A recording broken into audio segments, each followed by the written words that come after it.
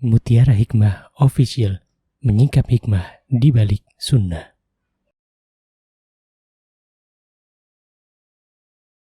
Salurkan donasi terbaik Anda untuk mendukung dakwah Mutiara Hikmah Official.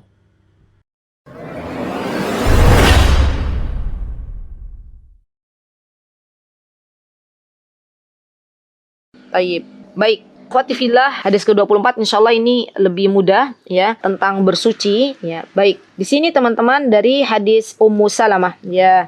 Ummu Salamah ini isinya Rasulullah sallallahu alaihi wasallam ya.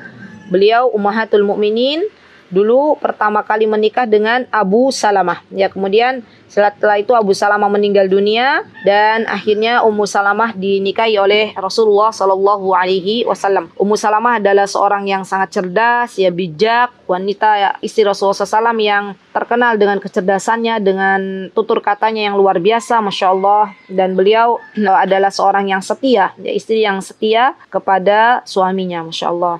Apa kata Ummu Salamah? Qalat ya. Dan beliau seorang perawi hadis dari kalangan kaum wanita. Ja'at Ummu Sulaim ila Rasulullah SAW faqalat ya. Datang Ummu Sulaim, teman-teman tahu ya, Ummu Sulaim itu ibunya Anas bin Malik. Beliau datang kepada Rasulullah SAW, kemudian dia berkata, ya Rasulullah, wahai Rasulullah, innallaha la yastahi minal haq. Subhanallah teman-teman.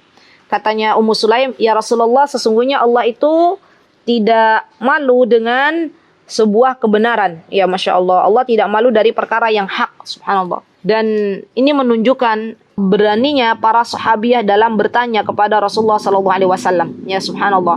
Kemudian kata Ummu Sulaim, hal ya Rasulullah, innallaha la yastahi minal haq, fahal 'alal mar'ati min ghusli idza ihtalamat. Ya Rasulullah, apakah seorang wanita itu wajib mandi jika dia mengeluarkan cairan? Ya, idza ihtalamat itu maksudnya mengeluarkan cairan mani, teman-teman. Ya, maka kata beliau, qala Nabi SAW, idza ra'atil ma.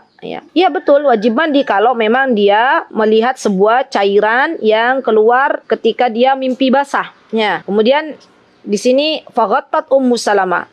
Maka setelah dapat jawaban dari Rasulullah SAW, maka Ummu Salamah ya sambil menutupi wajah beliau ya, ta'li wajhaha. Ya, jadi Ummu Salamah mungkin malu ya. Kemudian waqalat ya Rasulullah aw tahtalimul mar'ah? Ya Rasulullah, apakah wanita juga dia mimpi basah? Maksudnya mengeluarkan cairan?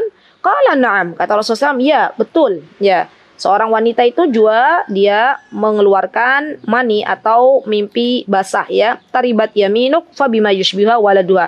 Maksudnya di sini kalau misalnya perempuan itu nggak keluar mani, nggak mimpi basah, nggak keluar mani nih, misalnya perempuan tuh nggak keluar mani, nggak mengeluarkan cairan, maka dari mana anak itu kok ada yang bisa mirip dengan ibunya gitu ya? Kan ada kan anak itu yang mirip dengan ibunya, ada yang mirip dengan ayahnya. Ya, sebagian ulama mengatakan kalau anak itu mirip dengan bapaknya, berarti waktu suami istri itu dia berhubungan suami istri, maka yang banyak keluar air maninya bapaknya. Tapi kalau dia mirip ibunya, maka yang banyak keluar cairannya adalah keluar cairan ibunya. Wallahu ta'ala a'lam. Jadi intinya teman-teman dalam hadis ini bahwa air mani itu juga bukan hanya keluar dari kaum laki-laki, tapi dari kaum perempuan juga keluar. Dan barang siapa yang dia keluar air mani ya, maka hendaklah dia mandi. Ya. Dan ini adalah cara bersucinya kaum wanita ketika dia keluar air mani ya.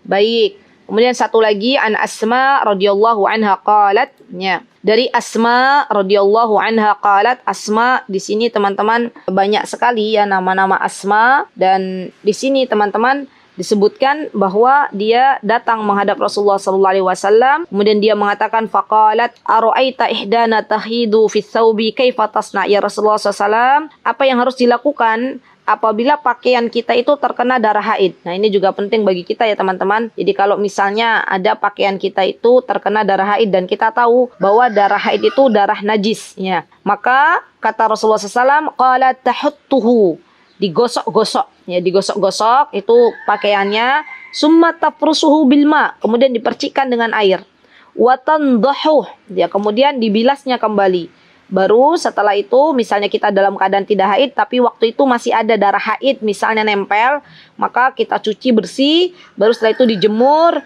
dan setelah dijemur kering boleh dipakai lagi untuk sholat ya. Subhanallah, di sini teman-teman menunjukkan ya dalam hadis ini bahwa para sahabat itu mereka nggak punya banyak baju. Ya.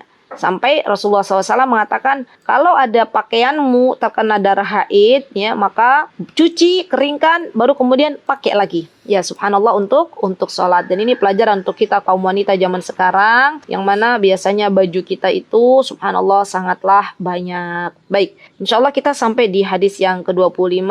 Ini ada fawaid yang bisa kita ambil dari hadis ke-26 teman-teman di poin yang kelima, bahwa malu itu tidak menghalangi dia dari belajar ilmu. Ya, jadi subhanallah perempuan itu harusnya memiliki sifat malu, tapi bukan malu-maluin di sini, karena dia ingin tahu agamanya. Jadi boleh bertanya tentang agamanya, baik itu kepada para perempuan lain ataupun kepada dulu Ummu Sulaim bertanya kepada Rasulullah Sallallahu Alaihi Wasallam. Ya, kemudian di sini ada satu lagi, bolehnya seorang laki-laki dia memberikan fatwa ya untuk kaum perempuan kalau misalnya tidak ada perempuan yang bisa memberikan fatwa.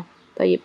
Kemudian hadis yang ke-25, bahwa di hadis yang ke-25 ada di poin kelima ini, wujubu ghusl najasal bil ma'i idza asabati thawbi awil badan.